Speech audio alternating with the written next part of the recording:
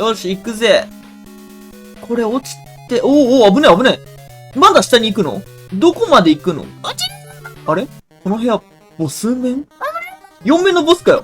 マッチョのボーリング野郎じゃん。行くぞー！ボーリング投げてくるし、爆弾魔じゃん。危な、ボンバーマンだったわ。危ない。案外避けやすいな。いて。おい、もうめっちゃ投げてくるじゃん。急にリーチ伸びた？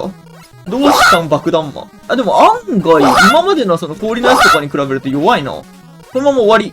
今回楽だったので、煽りちゃん。はい、ゴール